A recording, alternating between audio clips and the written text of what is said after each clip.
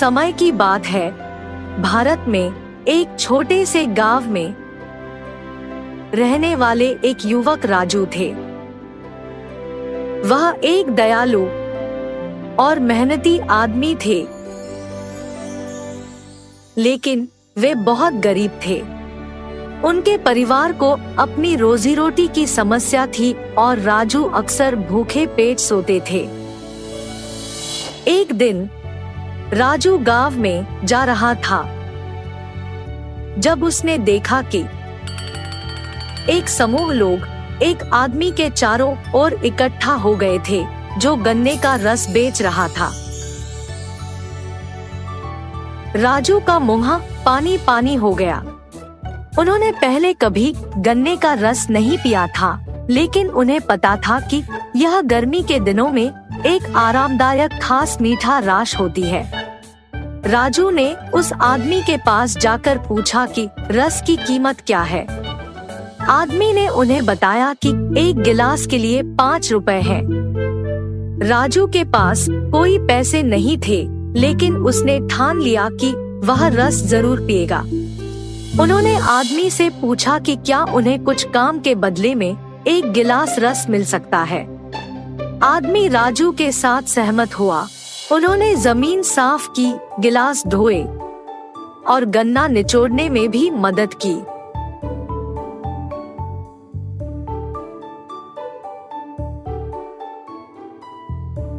जब आदमी काम पूरा कर लिया तो उसने राजू को एक गिलास रस दिया। राजू ने रस की एक चुम्बन लिया और खुशी में अपनी आंखें बंद की। यह स्वादिष्ट रस उसके द्वारा कभी भी नहीं चखा गया था। उन्होंने आदमी को धन्यवाद दिया और फिर अपने मार्ग पर चले गया। पूरे दिन राजू गन्ने के रस के बारे में ही सोचता रहा। उसे और एक गिलास रस पीने के लिए सब्र नहीं हो रहा था। अगले दिन वह फिर से आदमी की दुकान पर गया और एक गिलास रस के लिए काम करने की पेशकश की। आदमी सहमत हुआ और राजू हर दिन उसके लिए काम करने लगा। राजू जल्द ही खुद गन्ने का रस बनाना सीख गया। उसने एक ठेला और कुछ सामग्री खरीदी और उसने सड़कों पर रस बेचना शुरू कर दिया। राजू मेहनती और रस बनाने में बहुत अच्छा था।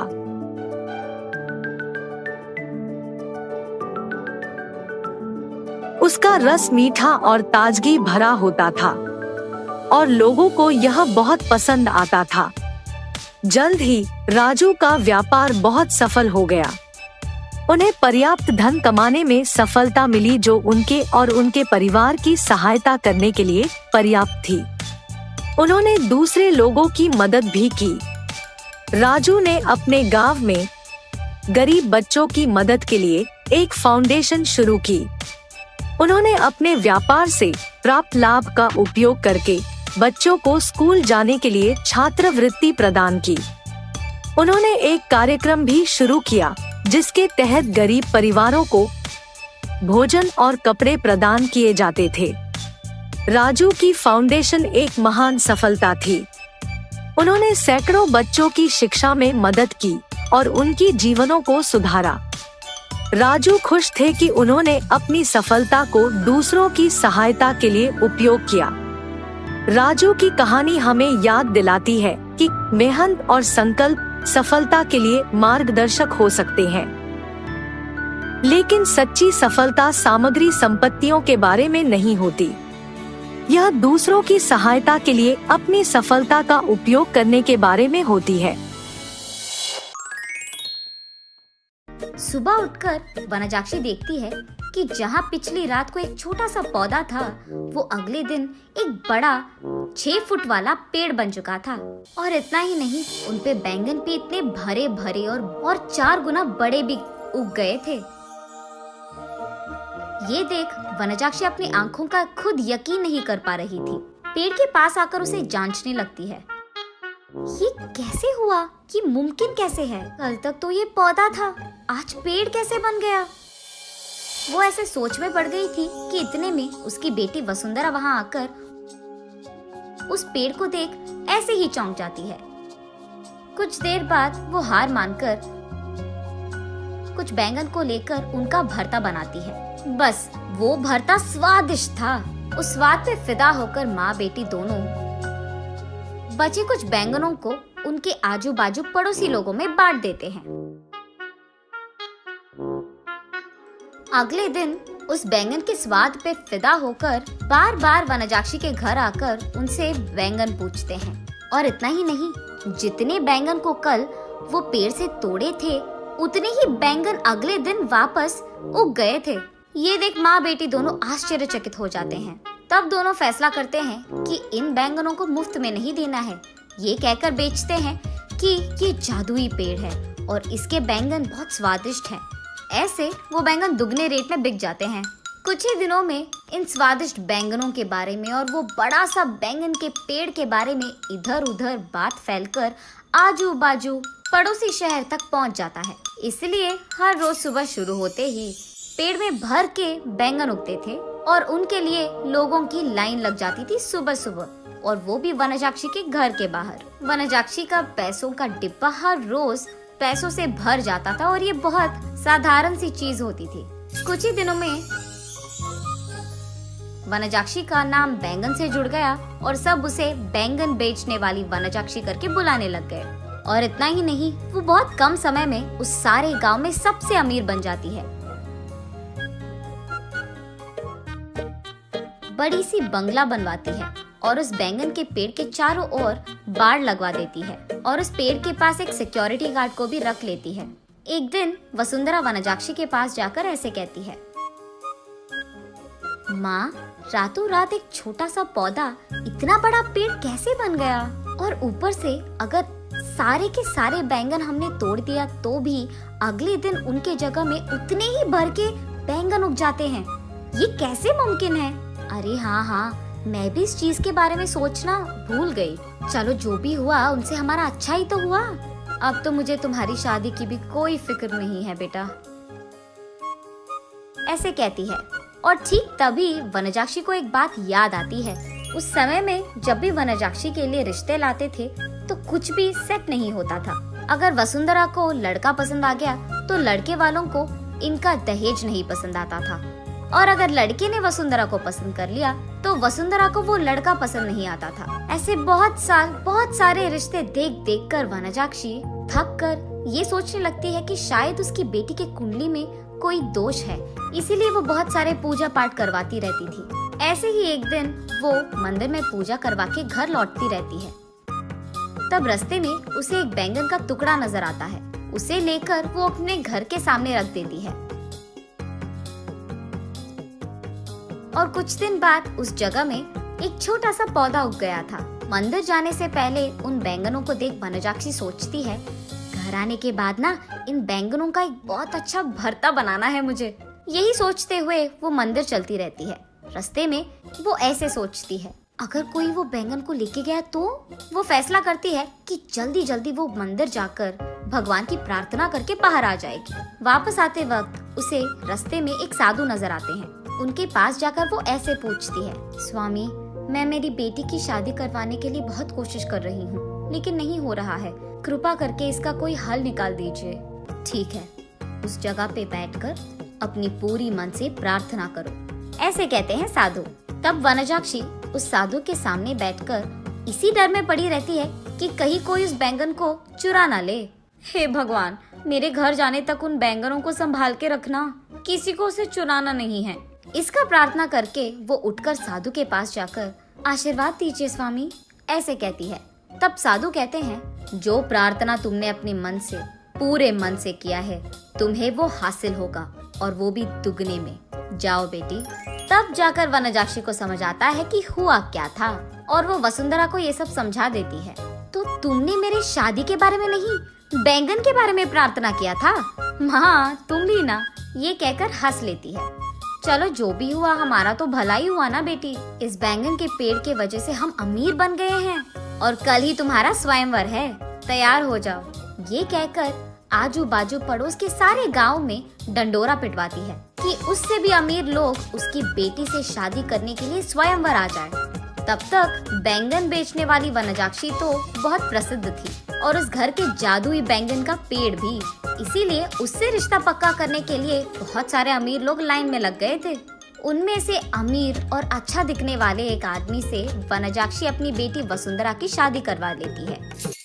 कुछ दिन बाद जब उसके सारे जिम्मेदारियां खत्म हो गई थी, वनजाक्षी उस बैंगन के पेड़ के पास बैठकर ऐसे सोचने लगती है, उस दिन मुझे इस बैंगन के बारे में काश कुछ सोने का ख्याल आया होता। बैंगन के बदले में सोना दुगने में मिल जाता था, तब मैं और अमीर बन जाती थी। हाँ।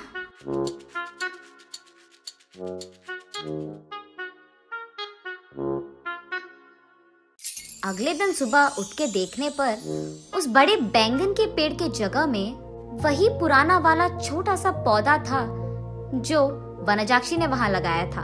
तब वनजाक्षी को पूरी बात समझ में आती है। आशा करना तो अच्छा ही है, लेकिन लालच करोगे तो निराशा ही मिलेगी। एक बार की बात है, रामू नाम का एक लड़का रहता था। वह अपनी दादी के साथ रहता था। क्योंकि रामू के पास उसके माता पिता नहीं थे, इसलिए उसकी दादी ने उसे बहुत लाड प्यार दिया। रामू को अपनी दादी के साथ समय बिताना बहुत पसंद था। रामू हर दिन स्कूल जाता था, घर लौटता था और अपनी दादी की कहानियाँ सुनता था। जल्दी ही उसने अपनी 7वीं कक्षा पास की। आगे की पढ़ाई के लिए उनके गांव में कोई स्कूल नहीं था, इसलिए रामू घर पर वापस आ गया और अपनी दादी की दैनिक कामों में मदद करने लगा। जब वह घर के कामों में मदद कर रहा था, तब उसने अपनी दादी की मदद से चाय बनाना सीखा। रामू बहुत कुशल था और वह जो चाय बनाता था वह स्वाद में बहुत लजीज थी। हर बार जब वह अपनी चाय का स्वाद लेती थी तो उसकी दादी उसकी तारीफ करती थी। रामू हमेशा मेहमानों और अपने दोस्तों को चाय परोसता था।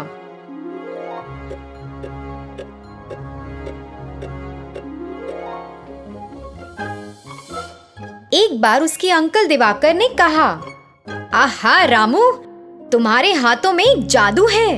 क्या चाय है, यह सच में बहुत स्वादिष्ट है। धन्यवाद अंकल, मुझे खुशी है कि आपको मेरी चाय पसंद आई।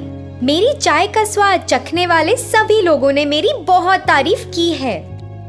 रामू, तुम बाजार में हमारे गांव के लोगों के लिए अपनी चाय क्यों नहीं बेचते? मुझे यकीन है कि तुम इससे कुछ पैसे कमा सकते हो। रामू ने उनका सुझाव लिया और गांव में बेचने के लिए चाय बनाई। सभी को चाय का स्वाद बहुत पसंद आने लगा और यह बात पूरे गांव में फैल गई।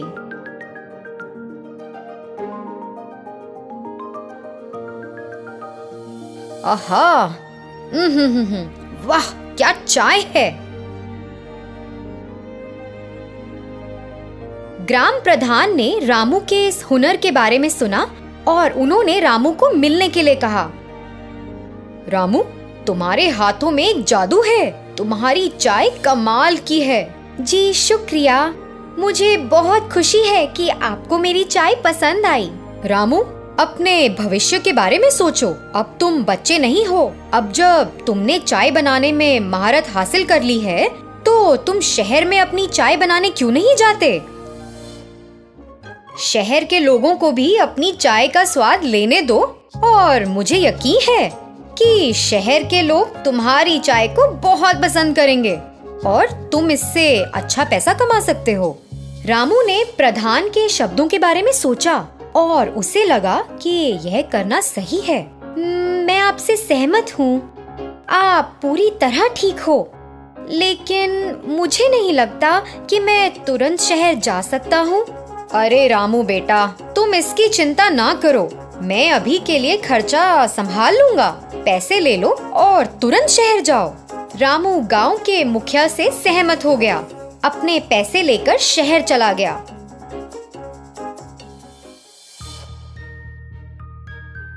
उसने चाय की थड़ी में एक व्यक्ति से संपर्क किया और उससे एक रोजगार मांगा। मालिक ने उसे अपनी दुकान में काम करने का मौका दिया।